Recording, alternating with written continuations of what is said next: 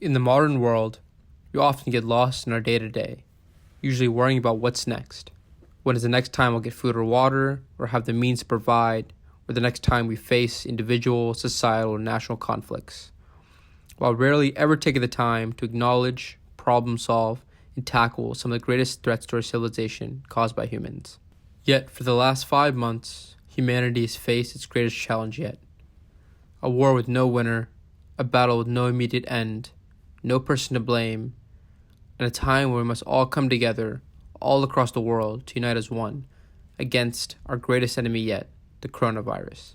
COVID-19, also known as a novel coronavirus, is a severe acute respiratory syndrome caused by SARS-CoV-2, a positive sense single-stranded RNA virus.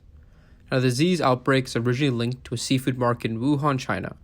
However, the details regarding the transfer from an animal vector to humans are mostly unknown. But what we do know is that the disease is extremely transmittable, leading people to have a wide range of symptoms. Some of these symptoms include coughing, difficulty breathing, shortness of breath, along with some flu-like symptoms like fever, chills, muscular pain, and oddly enough, a new loss of taste or smell. Yet this disease is not easily identifiable nor generalizable, as people infected with the disease may display mild symptoms to severe illnesses from 2 to 14 days after exposure, while some people are even asymptomatic. Through current research from the CDC, those categorized as high risk are people 65 years and older, people residing in skilled nursing facilities or in long-term care centers, and those with underlying medical conditions ranging from people with chronic lung disease, moderate to severe asthma, serious heart conditions, and those who are immunocompromised via diabetes, chronic lung disease, and severe obesity. Although it's an inaccurate measure of adipose tissue, it's all we got. But what's not well known is that those people undergoing cancer treatments or bone marrow or organ transplants are also considered immunocompromised.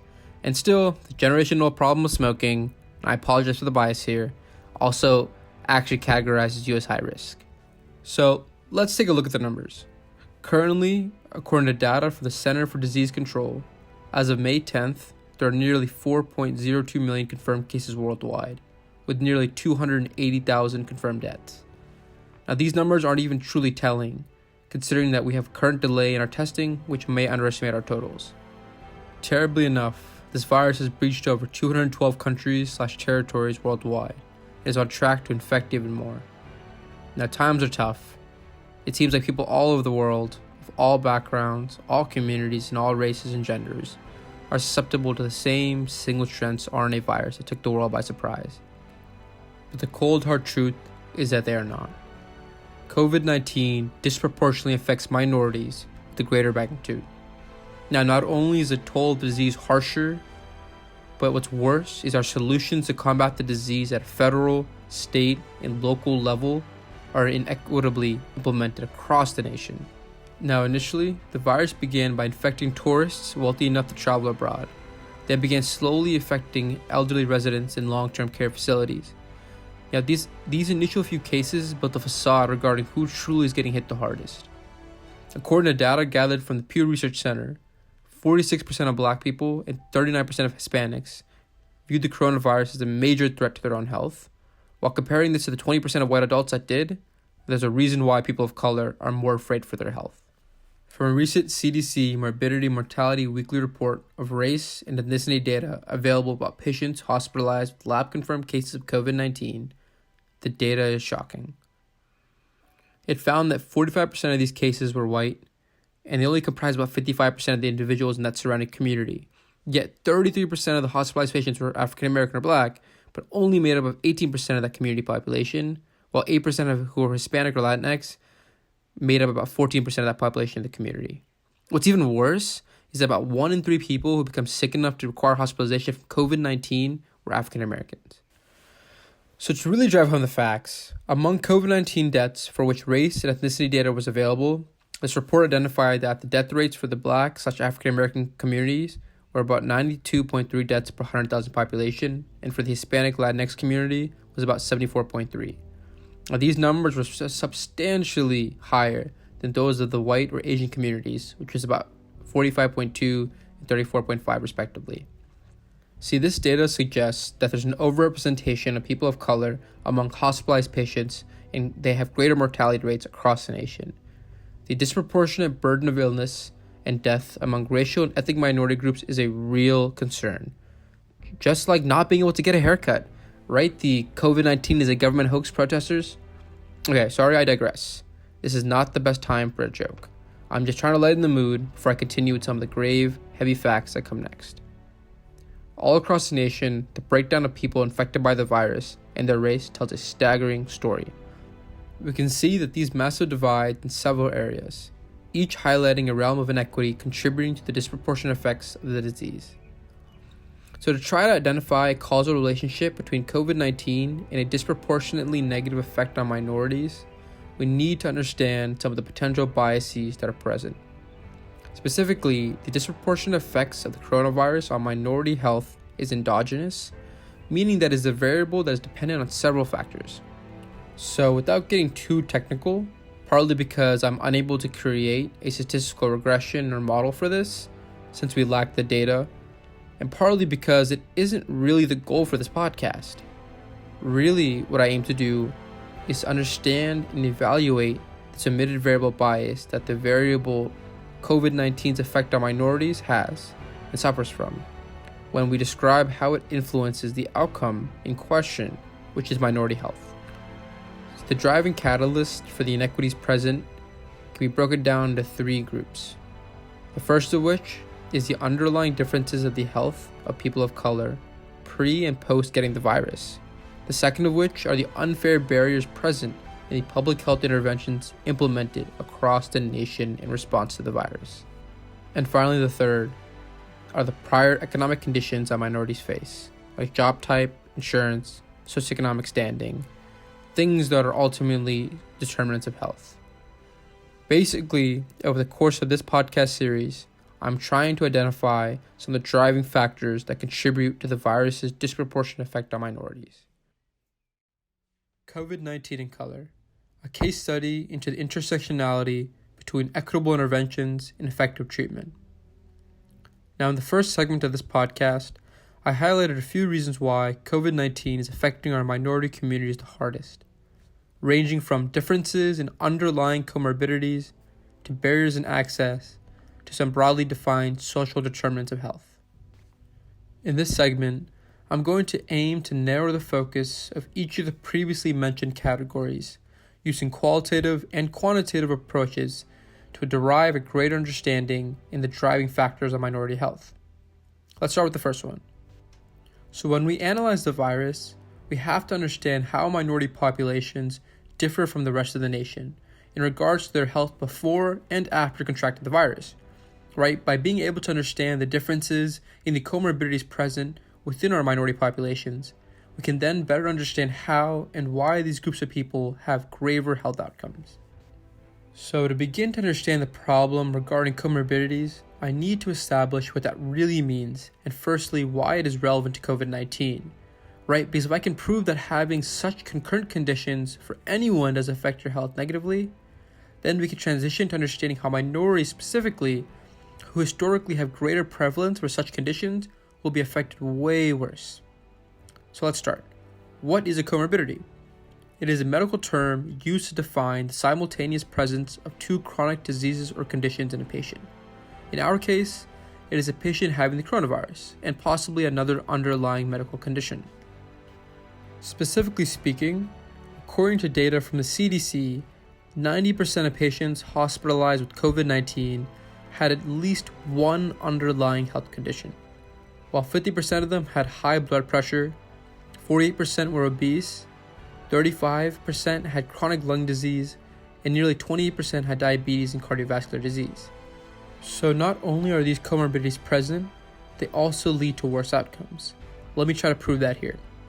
From CDC data for which hospitalization status was available, it showed that of the COVID-19 patients who had underlying medical conditions, that these patients were more likely to end up in the intensive care unit, also abbreviated as the ICU. To put some numbers to this statement, the CDC report showed that patients with chronic renal disease, also known as kidney disease, ended up in the ICU 27.7% of the time. For patients with cardiovascular disease, they ended up in the ICU 21.5% of the time. For patients with diabetes, they end up in the ICU 20.3% of the time. And for patients with chronic lung disease, they end up in the ICU 15.4% of the time. Now let's take a closer look into how being in the ICU actually affects your health. Since we lack exhaustive retrospective data, my analysis may be limited, but it's a start. According to a JAMA study among 5,700 patients hospitalized with the virus from the epicenter of the pandemic in the New York City area, the study indicated that among patients who were discharged or had died at the study endpoint during hospitalization, with this sample size being equal to 2,634 of the total 5,700 patients, 14.2% of them were treated in the ICU, with 12.2% of them receiving invasive medical ventilation, and 3.2% of them were treated with kidney transplant therapy, and sadly, about 21% of them had died, with the remaining patients being hospitalized still. The data only gets more dismal. The mortality rate for those who received mechanical ventilation in the 18 to 65 year age group was 76.4%, and for the older than 65 age group was 97.2%. Let me repeat that. The mortality rate was 76.4% and 97.2%. COVID-19 can be a deadly virus that's affecting so many of us. Okay, I've thrown lots of data out. Let's take a few seconds to walk through what it all meant in the purview of minority health. So firstly, we saw that almost 90% of patients with one underlying comorbidity were hospitalized for the virus. Okay, comorbidities are relevant, check. Then we saw that having certain comorbidities leads you to have a greater risk for getting intensive care. So basically, certain conditions equal greater risk for ICU care, check. Finally, the last bit of data displayed that going to an ICU or being put on a ventilator really increases mortality. Essentially, intensive care equals greater risk for a negative outcome, check. So the final step of this analysis is to actually start from the beginning and see how minorities relate to the conditions that cause the chain of reaction of steps I just mentioned. So generally speaking, according to NPR studies, statistics suggest that compared to their white counterparts, Black patients are 40% more likely to have high blood pressure. They are twice as likely to have heart failure, 3 times as likely to die from asthma-related complications, while also being 3 times as likely to have chronic kidney disease, are twice as likely to diagnose with colon or prostate cancer, and represent 44% of the HIV-positive population. So now to take a closer look into how our African American Latinx communities are suffering from these comorbidities. African Americans make up 31% of end-stage renal disease cases, according to data from the Cleveland Clinic. They are 60% more likely than non-Hispanic white adults to have been diagnosed with diabetes by a physician. And among non-Hispanic Blacks aged 20 and older, 63% of men and 77% of women are obese or overweight. They are 11.1 out of 100,000 times more likely to develop lung cancer than whites. And finally, 41% of Blacks have high blood pressure, as compared to 27% of whites. There are similar parallels when looking at the Hispanic Latinx population. We can see that they are 1.5 times more likely than whites to have kidney failure, and 1.2 times more likely to be obese than their white counterparts. Specifically among Mexican American adults, aged 20 and older, 33.4% of men and 30.7% of women have cardiovascular disease. The evidence regarding minority health and comorbidities is exhaustive and extensive. By being able to see how harshly people of color are affected by these other medical conditions, we can now begin to understand how COVID-19 disproportionately affects their health. To get another viewpoint, plus a break from me talking, I reached out and contacted a primary care physician in my area who's on the front lines and very familiar with some of these comorbidities when helping treat patients during this pandemic. Here with me is Dr. Asma Saida, MD, board-certified in family medicine and obesity medicine specialist. She's been practicing primary care for 20 years. I'm bringing her in to ask her a few questions to learn more about her thoughts on taking care of patients with the virus. Thank you for taking the time to speak with me today. Given your background in obesity training, how does being classified as obese impact the severity of complications from the virus? Thank you for having me. That's a great question. An increasing number of reports have linked obesity to coronavirus mortality, and CDC now lists severe obesity as a risk factor for severe COVID-19. And also, adipocytes and adipocyte-like cells such as pulmonary lipofibroblasts may play a role in pathogenic response to COVID. That might explain why people who are obese are more affected.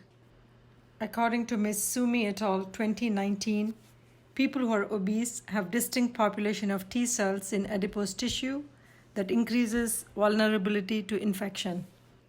Thank you so much for answering that question. Sometimes it gets confusing to understand how the comorbidities like obesity play a role in affecting your health. Following up on that question, I understand that smoking is also a potential risk factor. How does that actually translate into a more detrimental outcome? That's an interesting question. Smokers and individuals with COPD have increased airway expression of ACE2, which is the entry receptor for COVID-19 virus. This may explain the severity of COVID in smokers and COPD patients. So basically, you're telling me that I shouldn't smoke. You got that right. So thank you so much for all of your great input and advice today. To kind of bring this back to my project, I understand that comorbidities are higher for certain minority populations. So how are physicians like yourself trying to account for this? We understand the disparities in the health of minority population, which is even more evident with this COVID pandemic. We have gathered information from our electronic medical records on minority population with chronic illnesses and comorbidities. We are proactively conducting televisits on these vulnerable minority patients to identify and manage their chronic conditions. Thank you so much for your great response. I really have learned a lot regarding comorbidities and its effect from the virus. I just want to say thank you so much for getting on this call to talk to me today. I really appreciate all of your advice so far. Thank you for having me. Good luck on your project. I hope we all stay safe and get through this. I hope we have a vaccine and treatment very soon. I couldn't agree more. Thank you so much again. Now, if you're still with me, the second variable I brought up in the end of the first podcast was the unfair barriers present in our public health interventions implemented across the nation in response to this virus. To remind us why we're looking at these barriers in interventions, we must remember that it is a factor that acts to bias our endogenous variable. And the endogenous variable was COVID-19's effect on minorities, and then these all relate to our outcome in question, which is minority health. So what did I mean by that? How exactly do these barriers relate to this topic? So if these barriers increase the virus's effect on minorities, it will have a drastic effect on their health, right? So moreover, as I discuss this, I would be remiss if I did not bring up one of the largest barriers present, the inequitable approach to testing. When understanding the dilemma and barriers in access, it is difficult to derive national trends in virus testing, since the testing greatly varies by state, their respective populations, supplies, and demand. Yet, what we can do is take individual states as case studies into why testing has been vastly inequitable towards minority populations. But before I dive into the nuances in testing, I need to firstly explain the role it plays in affecting one's health. According to Dr. Eduardo Sanchez, the American Heart Association's Chief Medical Officer for Prevention and a former State Health Commissioner of Texas, testing is crucial for a few reasons. From, of course, allowing to help treat, isolate, or hospitalize people who are infected, he goes on to explain that, quote, testing is also important in the bigger public health picture on the mitigation efforts, helping investigators characterize the prevalence, spread, and contagiousness of the disease, end quote. It is not only important for those who are ill, but by being able to confirm that someone has had the disease and is now immune, it will greatly help public health officials better understand the level of immunity in a population, as a high percentage of people with immunity can eventually lead to something called herd immunity, which protects the larger population. So now that I explained how important testing is, I want to focus on Chicago as a case study to better elucidate my point of unequal barriers preventing minorities from getting tested. As of April 27th, Cook County, which includes the city of Chicago, had the 6th most cases in all the counties in the country. Yet when taking a better look into who was hit the hardest, it was no surprise to see that Black residents were hit disproportionately worse. In Chicago, Black residents constituted 42% of all confirmed cases, yet sadly they contributed to nearly 56% of all COVID-related confirmed deaths. When we look at a map of the neighborhoods who had the highest number of cases and compare them to who was being tested, we can see that testing was inefficient, unequal, and outright injudicious.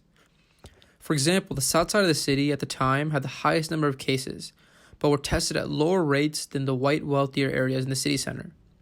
Even worse, using available data from the state of Illinois Department of Public Health, it showed that even though black residents made up 37% of the state COVID-19 deaths, they only received 13% of the state's tests, and this is as of April 23rd. More specifically, from April 16th to April 27th, there were 60 initial open retail testing sites nationally, but only 8 of them were in predominantly black areas. Only 8. Just as a reminder, testing is crucially important to an individual and their community. By precluding minorities from equal testing, the public health measures in place only contribute to the virus's greater negative effects on people of color. These mistakes can begin to explain why the virus's prevalence among minorities are so much higher than that of the rest of the nation or even respective states. Minorities are not being able to test to see if they have the virus, thus preventing them from being able to self-quarantine earlier, causing the spread of infection among their communities to increase, which may ultimately lead to higher mortality rates that we see. Real mistakes are costing real lives. Now, so far, we've seen that underlying health conditions plus barriers in access to testing have greatly affected people of color more than the rest of the nation. But the final area in which I want to highlight the vast inequities present consists of a term labeled as social determinants of health. For those not familiar with the term, social determinants of health are the conditions and the environments in which people are born in, live in, work in, play in, worship in, and age in that affect a wide range of factors like health, daily functionality, quality of life, and other outcomes and risks. The conditions term mentioned earlier refers to things like the social, economic, and physical conditions for people in these various elements and settings, which include schools, churches, workplaces, and neighborhoods. For minorities with respect to the coronavirus, we can break down these multi-level health factors into a few buckets. The first of which is the economic conditions, then move into the neighborhoods or housing settings, and then finally we can holistically look at insurance and see the role it plays in an individual's health. To begin to understand why jobs are important to health of minorities, I need to firstly define the role income plays in affecting one's health. According to a health affairs report on health, income, and poverty, the authors suggest that income is strongly associated with morbidity and mortality across the income distribution, with income-related health disparities appearing to be growing over time. Now, with this in mind, how does race play a role in all this? According to analysis from the Institute of Policy Studies, families that have zero or even negative wealth, which means that the value of their debts exceed the value of their assets, so these families live on the edge, basically, just one minor economic setback away from tragedy. Using data from the Racial Wealth Divide report, it displayed that black families with zero or negative wealth rose from 8.5% to 37% between 1983 and 2016, while the proportion of Latinx families with zero or negative wealth declined by 19% over the past 30 years. It's still more than twice as high as the rate for whites. These drastic numbers basically mean that people of color are unable to liquidize their assets in the event of emergency to cover any unexpected expenses and are more likely unable to withstand long-term negative income shocks. So wealth inequality is well studied and very well evident across minorities, with racial income and wealth gaps greatly contributing to negative health. But to further analyze how COVID specifically is affecting people of color, we must turn to employment itself and the role the virus has affecting that. Using data from the Center for American Progress, workers of color are overrepresented in many of the low-wage jobs that are most vulnerable to potential layoffs during the coronavirus pandemic. Additionally, the types of employments for minorities contributes to the increased risk for infection, as many people of color work in jobs classified as essential, meaning that they are only some of the few jobs continuing to work during the pandemic. Specifically, according to data from the CDC, nearly a quarter of employed Hispanics and African American workers are employed in service industry jobs, as compared to 16% of non-Hispanic whites. And it doesn't stop there. Hispanic workers account for 17% of total employment, but constitute 53% of agricultural workers. While blacks or African Americans make up 12% of all employed workers, they account for nearly 30% of licensed practical and licensed vocational nurses. Not only are people of color at a greater risk for losing their jobs, working in jobs that are essential, inherently putting them at greater risk for infection, they're also more likely to be unable to work from home. On average, 16.2% of the Latinx community and 20% of the Black community are able to work from home, as compared to 33.3% for whites. So minorities are disproportionately affected in so many ways in the realms of economic determinants of health, from the wealth gap inequities present, to a greater percent of job type leading to potential higher risk for infection, and not having the luxury to work from home. These are some of the factors that can help explain why the virus is disproportionately affecting our communities of color. Sadly enough, it doesn't stop there. Another multi-level determinant of health that needs to be included in this discussion is the relationship housing has upon minority health. Again, firstly, it is important to explain the significance that neighborhoods and the many factors associated with it have on your health. A JAMA study from Equitable quantifies social determinants of health. The study explains that not only are area-based social determinants important to health itself, they also explain that marginalized populations may experience place-based inequities that are associated with the occurrence of poor health. So basically what they're saying is that these factors regarding place-based conditions can greatly affect your health, and even more so if you are a minority. With that in mind, when we look at the virus's effect on people based on living conditions, we can see that the virus is affecting people of color who live in the most densely populated cores of our metropolitan centers. The CDC has also stated that, quote, members of racial and ethnic minorities may be more likely to live in densely populated areas because of institutional racism in the form of residential housing segregation. People living in densely populated areas may find it more difficult to practice prevention measures such as social distancing, end quote. So with that in mind, let's take a closer look at the actual number of minorities living in institutional group quarters, such as nursing homes or prisons, and non-institutional group quarters, such as group homes, barracks, or college dorms. According to data from the most recent U.S. Census Bureau available, people who are Black or African American make up 28.9% of total institutional and 17.4% of total non-institutional group quarters, while for those individuals who are Hispanic, the rates are 14.7 and 12.3 respectively. Considering that African Americans and Hispanic only make up roughly 13.2% and 18.3% of the U.S. population, these numbers are really alarming. Additionally, according to a Brookings report, Black neighborhoods also have higher rates of multi-generational family cohabitations, at roughly 12%. This indicates that these houses inherently have family members who are at higher risk for complications from the virus. Finally, the last determinant of health that needs to be addressed that greatly contributes to minority health is health insurance. Just like always, I want to first prove that health insurance is relevant to one's health, because if not, there'd be no need to bring it up here. As stated by a study in the fall of 2017 from the American College of Physicians, in several specific conditions, the uninsured have worse survival, and the lack of coverage is associated with lower use of recommended preventative services, as the odds of dying among the insured relative to the uninsured is 0.71 to 0.97. They also went on to explain that coverage in the near elderly slowed health decline and decreased mortality. And then finally, they went on to explain the other well-established benefits of health insurance, like improved self-rated health, financial protection, and the reduced likelihood of depression.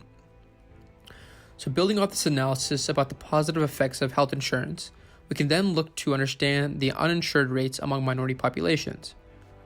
According to data from the Kaiser Family Foundation, as of 2018, Hispanics are 2.5 times more likely to be uninsured than whites, with the rates being 19% versus 7.5% respectively. Additionally, Blacks or African Americans remained 1.5 times more likely to be uninsured than whites from 2010 to 2018, with uninsured Blacks being more likely than whites to fall in the coverage gaps in states that have not expanded Medicaid. And just to mention, these numbers are post the Affordable Care Act. Using this data, we can see that minorities are disproportionately affected by the lack of insurance as compared to those who are white. This leads to barriers in preventative treatment for their possible underlying comorbidities, potential increased mortality rates, and potential greater financial burdens. And this is all without having COVID.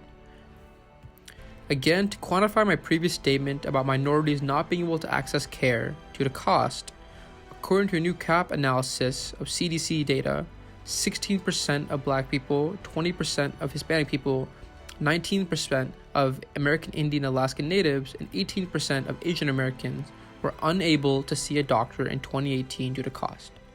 By contrast, only 10% of white Americans were unable to see a doctor due to cost. There are real racial disparities in the ability to afford care. So when the virus does affect minorities, they do not have the same health privileges as others in the nation may have, thus causing disproportionately negative effects from the virus as compared to the majority of the nation. To gain an even greater understanding, I was able to interview a physician who has worked in the insurance field to ask a few clarifying questions to better understand how insurance plays a role in health. Here with me is Dr. Majad Latif, MD, who currently is a medical director for Nava Health, a large managed care company that provides utilization management for Medicare and commercial insurances nationwide. He was previously a division chief for Highmark Blue Cross Blue Shield. I'm sitting down with him today to ask him a few questions to gain a greater understanding of how COVID-19 is affecting the flip side of medicine. Now, would it please be possible to tell me a little bit about how COVID-19 has affected the insurance side of medicine? Hi, Armand. I'm actually happy to join this conversation today on the COVID and the insurance. As you know, the insurance system has really been affected by the COVID crisis. I like to think of this in a couple different categories. With the insurance market, you have Medicare, you have Medicaid, you have commercial insurances, and then you also have the uninsured population. So prior to this COVID starting, if you look at Medicaid, these rely on state budgets. And as you know, state budgets have already been starting to decrease and retract, thus cutting back on essential services for that population. If you look at the uninsured side, prior to the COVID starting, large populations of minority communities were affected by uninsurance or underinsurance. Latinx communities were 3 times likely to be uninsured, and African American communities were twice as likely to be uninsured. The Medicare insurance market, as you know, had a very high budget already. The national health expenditure was at $3.6 trillion in 2018, and the commercial insurance market required employers to provide insurance to their employees. So when COVID came, it basically affected each of these populations. So if you look at the commercial insurance side, as the layoffs continued and we saw uninsured and unemployment rates up to 20%, as these employees get laid off, they would also tend to lose their employer-sponsored health insurance. Another way for them to get insurance is through COBRA insurance, and COBRA insurance can be very costly, and when they are unemployed, sometimes that becomes a barrier to get reinsurance. Continuing on with Medicare, so when Medicare coverage is in effect, the population that tended to get COVID were some of the older population greater than 65. Thank you so much for explaining that to me. To kind of make this a little bit more focused, I wanted to see how minority populations have been affected by this. And then if a follow-up question, if possible, how the insurance industry has reacted to this. So, Armand, the data suggests that minority communities have been disproportionately affected by the COVID, including hospitalizations. If you look at data out of CDC, 33% of hospitalizations were African Americans compared to their population percentage of 18. Now, the insurance industry basically adapted to this change by identifying hotspots throughout the nation where the COVID was in high prevalence. Unfortunately, many of those hotspots occurred in minority communities, such as Detroit, New York, New Orleans. So some of the changes that occurred because of this was that there were prior authorization waivers for admissions to acute care stays. Additionally, there are different levels of stays of care that can occur, including post-discharge, that were also impacted. As the hospitals were in hotspots, there was backup and congestion occurring in these hospitals in these minority communities. And just to free up beds, a lot of the authorizations were waived for transition to other levels of care. Now, these included inpatient rehab facilities or long-term acute care. Traditionally, there's authorization requests that are done to determine if these patients are appropriate for transfer to these facilities.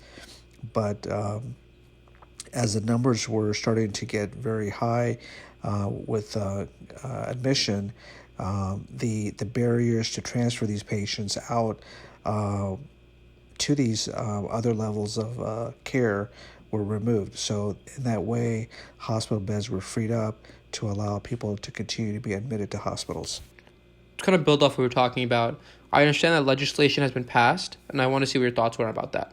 So yes, Armand, thankfully there has been legislation. This included the Family First Corona Response Act, which was signed on March 18th, 2020. Now, this act was in response to some of the economic uncertainties regarding the costs of COVID, especially to the minority communities because of the costs associated with the testing and care.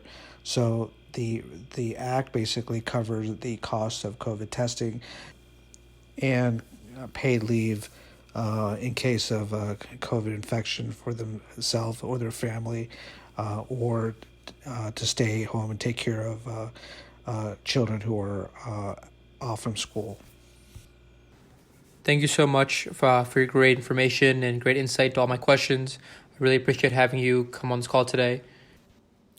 You're welcome, Ramon. I hope I was helpful, and I'm happy to be part of this conversation. COVID-19 in color. COVID-19 versus humanity. Mother Nature's test for us all.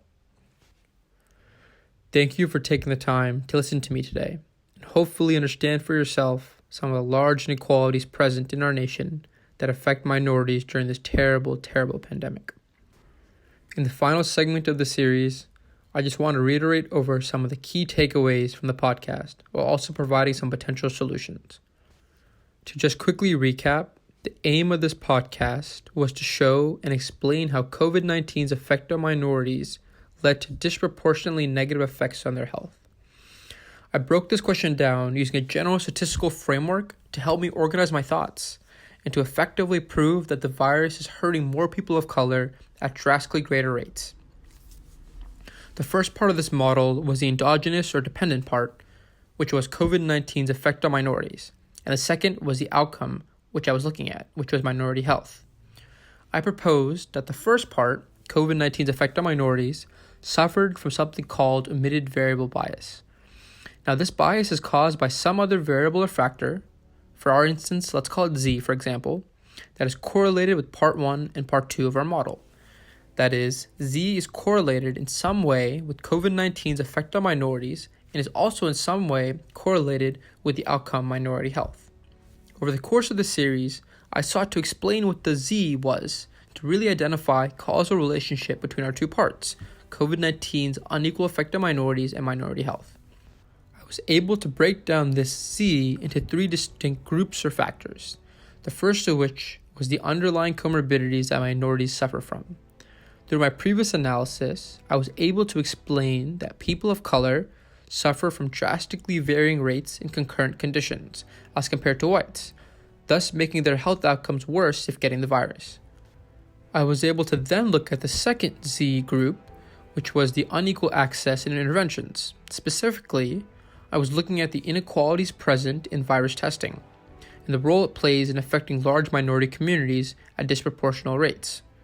The lack of testing leads to delays in self-quarantine or treatment, allows for the spread of the virus, and undermines public health efforts to seek herd immunity. Finally, the last C group that I elucidated upon were the 3 social determinants of health that are unequal for people of color. The first of which was economics, which consisted of the racial income disparities in higher risk job types. The second was housing, which prevented social distancing and may contribute to the rapid spread of disease. And finally, the third was insurance, a multifaceted factor that directly influences health. These three determinants of health excessively burden minority populations in the United States and significantly contribute to negative health outcomes, even prior to possibly contracting the virus. Since this is an ongoing pandemic, where the number of cases, deaths, interventions, and publications are changing by the day, I want to firstly say that my solutions are by no means perfect, nor are they magic bullet solutions. Each intervention must work at multiple levels across many disciplines and incorporate several key players to ensure that they are fair and effective. I recommend using an equitable framework when intending to implement any solution to some of the problems mentioned today. So let's take a crack at it. It's difficult to synthesize solutions for comorbidities that minorities suffer from, since these issues are intrinsically multifactorial and work at both upstream and downstream levels of health. To be able to provide solutions that may mitigate or improve prevalence of such conditions, it requires strong equity and sociological frameworks that work at multiple levels to improve outcomes. And such solutions require large data sets and deep understandings for how these external mechanisms play a role in shaping the health of people of color. The answers to these questions are outside of the purview of this podcast, and I strongly advise those listening to try to lobby for such research and studies to occur. But I would be doing an injustice without trying to tackle a part of the problem. By focusing on obesity itself, we can possibly tackle many of the other comorbidities mentioned here. Now, there's extensive research linking obesity to the many other conditions mentioned before, so by hopefully providing some solutions to obesity, we can indirectly decrease other comorbidities like hypertension or diabetes in our minority populations. I propose that we should use a complex lifestyle intervention policy that follows the Getting to Equity framework, which promotes an increase in healthy eating options, which also follows the U.S. Dietary and Physical Activity Guidelines. It reduces negative deterrence via reducing stereotypes, discrimination, and addressing food deserts for minorities. It also vastly improves upon social and economic resources to improve the built conditions and improve the neighborhoods and housings for these people, and building empowering communities. These actions can help improve weight management in all our populations, especially in our minority ones, to improve any potential coexisting conditions. Now moving on to how to address the inequities and barriers in testing in our current intervention policies. I believe that extensive data needs to be universally collected so our public health officials can analyze and carefully craft equitable interventions to benefit those most in need. An example of such actions can be seen in Michigan, where Governor Whitmer created the Michigan Corona Task Force on Racial Disparities. This is a team that consists of leaders across state government and healthcare professionals and utilize input from communities most impacted by the spread of the coronavirus to curtail the spread of the virus's effect and track minority well-being. Such proactive measures need to be implemented nationally to collect data, track minority health, and involve key players from these communities and the highest levels of the government.